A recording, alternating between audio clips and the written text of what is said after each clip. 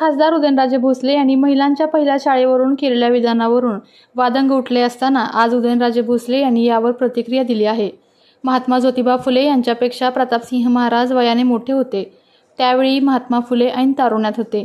त्यांनी एखादी चांगली गोष्ट केली त्याविषयी मी कोणाची तुलना करत नाही, मला कोणत्या शब्दात अडकायचं नाही, अशी स्पष्टीकरण देत पत्रकारांच्या प्रश्नाला बगल दिली।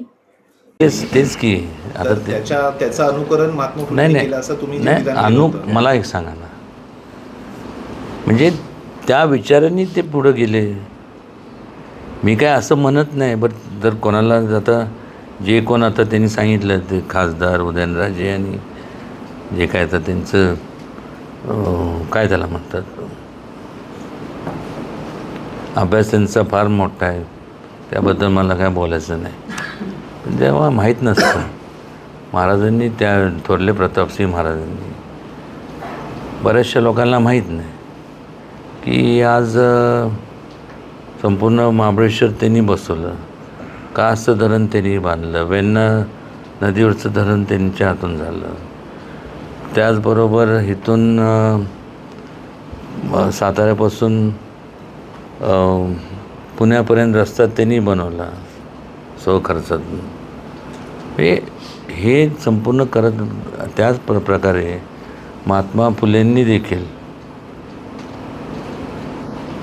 त्यांनी जे काय ते उद्योजक होते, कॉन्ट्रॅक्टरिंग लाईनमध्ये होते, त्यांनी जे काय त्यांनी संपत्ती गोळा केली ती सुद्धा लोकांच्या सेवेसाठीच त्यांनी अर्पण केली।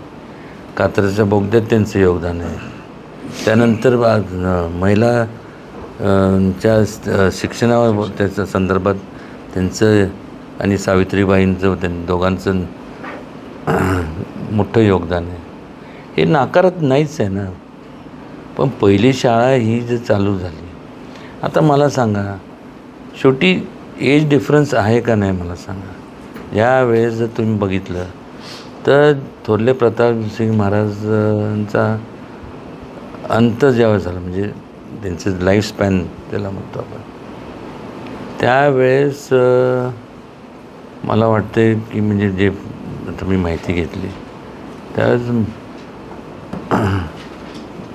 महात्मा ज्योतिबा फुलेंचं वय ते ऐन तारुण्यात होते, म्हणजे 20, 21, 22 त्यांचं वय होतं।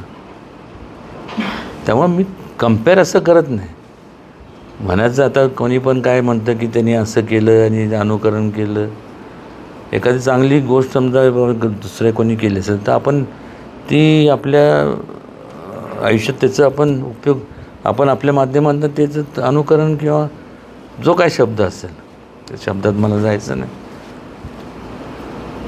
आपल्या तालुक्यातील जिल्ह्यातील बातम्या सर्वप्रथम पाहण्यासाठी आजच सातारा न्यूजला YouTube चॅनलवर सबस्क्राईब करा, लाईक करा, शेअर करा आणि बेल आयकॉन प्रेस करायला विसरू नका।